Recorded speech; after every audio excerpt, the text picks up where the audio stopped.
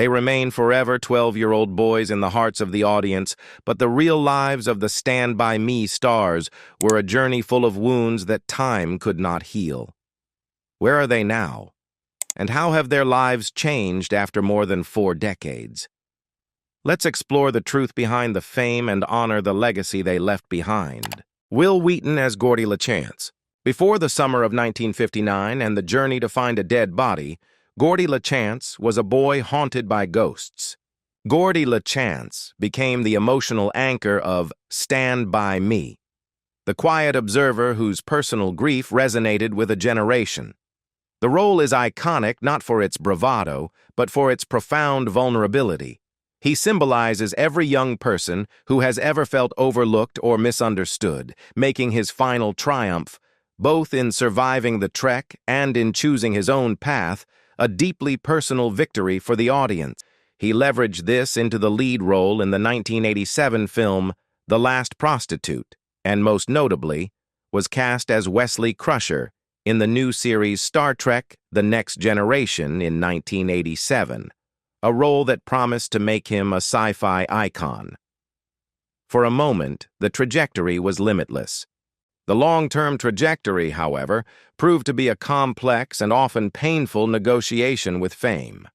The great irony of Wil Wheaton's career is the stark contrast between his on-screen persona and his off-screen battles.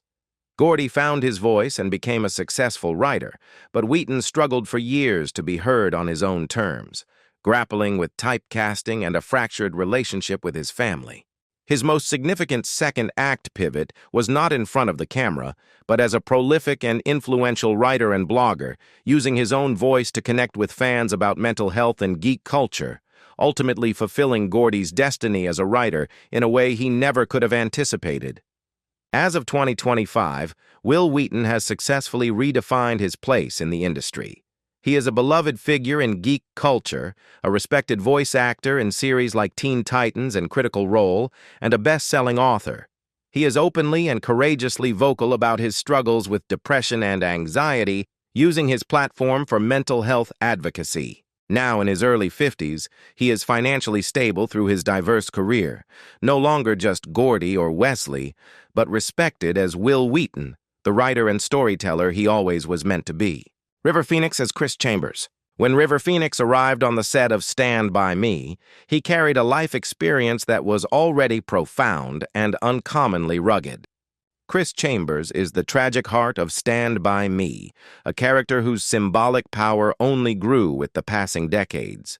He represents the brilliant flame that burns too brightly and is extinguished too soon, both within the narrative and with haunting prescience in the actor's own life. He is the friend who believes in you more than he believes in himself, the moral compass who fears his own destiny. In the film, Chris Chambers escapes his town and becomes a lawyer, only to be killed trying to break up a fight, a random, noble, and meaningless death. In reality, River Phoenix, the clean-living animal rights activist, died of a drug overdose outside a Hollywood nightclub at the age of 23. The boy who played a character doomed by his environment was himself consumed by the very industry that celebrated him. Tragically, there is no present-day update for River Phoenix. His story ended on October 31, 1993.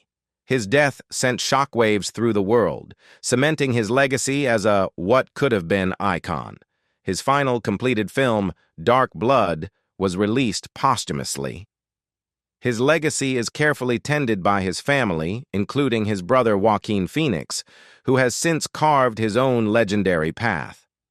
River Phoenix remains forever young, frozen in time as the beautiful, talented, and promising boy from the summer of '59. Corey Feldman as Teddy Duchamp. By 1986, Corey Feldman was already a veteran child actor, a familiar face from commercials and films like Gremlins and The Goonies. Teddy Duchamp stands as one of the most tragically symbolic figures in the film.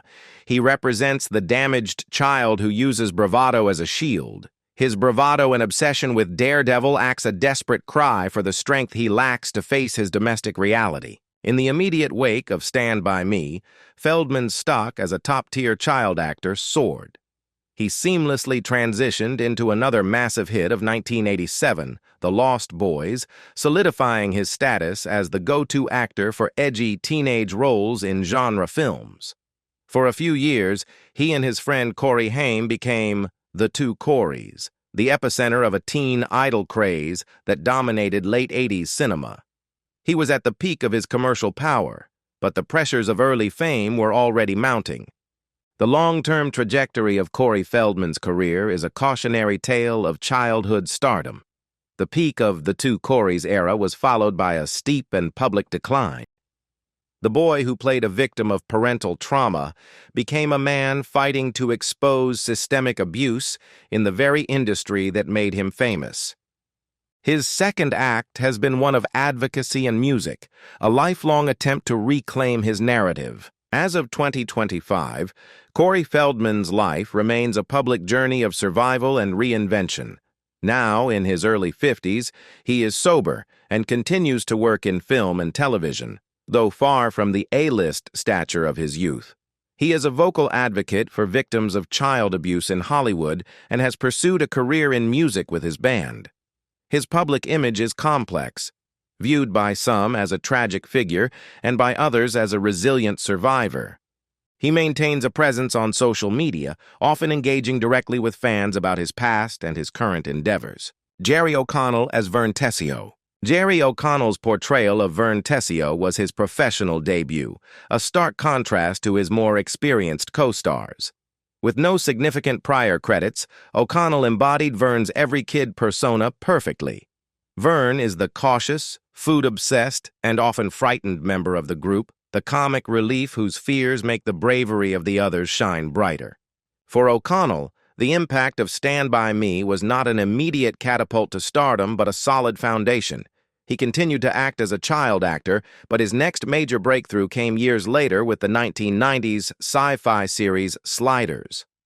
Unlike his co-stars, he avoided the child star curse in the immediate years following the film, gradually transitioning into teenage and adult roles without the burden of being a massive, oversaturated teen idol, allowing for a more sustainable career evolution.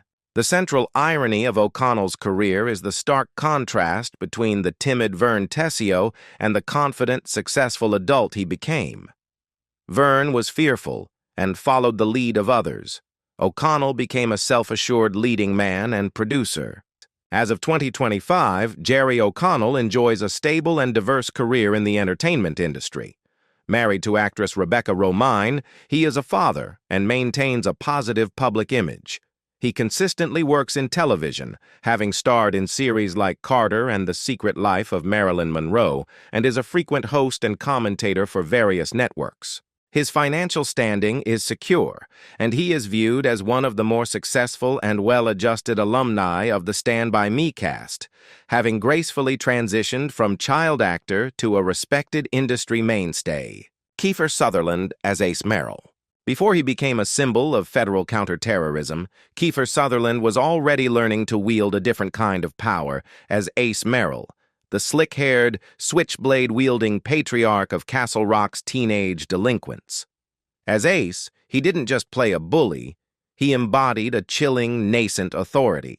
Ace is a preview of the adult world's cruelties, a kid who believes his petty dominion over a small town is the pinnacle of power, and Sutherland makes you feel the menace in his every lazy smirk. Kiefer Sutherland's long-term career trajectory is a story of endurance and reinvention. The 1990s saw him take on a wide variety of roles, from the lead in Flatliners to the villain in A Few Good Men. However, his career reached an astronomical peak with the television series 24 Was, which redefined the action drama and made his character Jack Bauer a global icon. This role earned him an Emmy and a Golden Globe, transforming him from a respected actor into a household name and proving his incredible capacity to anchor a massive, long-running narrative. As of 2025, Kiefer Sutherland remains a powerful and active force in the industry. Now in his late 50s, he continues to star in television series like the political thriller Rabbit Hole. He has also successfully pursued a parallel career as a country music singer. His public image is that of a seasoned, respected Hollywood veteran.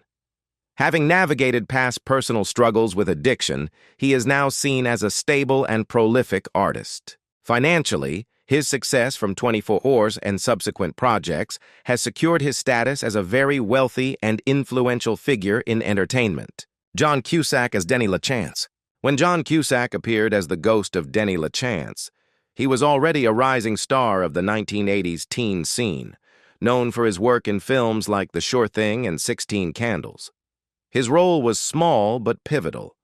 The idealized older brother, the all-American golden boy whose death hangs over the LaChance household like a permanent shadow. Cusack brought a genuine warmth and likability to Denny, making his absence in the narrative feel like a tangible loss. He immediately followed it with the classic romantic comedy, Say Anything, in 1989, which would truly cement his status as the definitive, sensitive, and intellectual leading man for a generation. John Cusack's long-term career trajectory has been defined by a steadfast independence. He became the archetypal indie film hero of the 1990s and 2000s, consistently choosing interesting offbeat projects in genres from crime, Grosse Pointe Blank, to romance, High Fidelity, to satire, Being John Malkovich. He successfully avoided being pigeonholed, maintaining his status as a critical darling and a box office draw without succumbing to the blockbuster franchise model for the majority of his career, carving a unique and respected path. As of 2025, John Cusack continues to work prolifically, though often in a different lane than his peak years. Now in his late 50s, he appears in a mix of independent films, television series, and voice work. He remains an outspoken political and social activist on social media, which has sometimes shaped his public persona as much as his acting work. While he may not command the same leading man roles, his legacy as a 90s icon is secure. His financial standing is robust, aided by his long career and ownership of valuable film rights, like for High Fidelity. So the journey of the boys in Stand By Me has ended, but their cinematic and musical legacy will last forever. Let's preserve our memories of them. Don't forget to like, subscribe, and turn on the notification bell so you don't miss other emotional stories.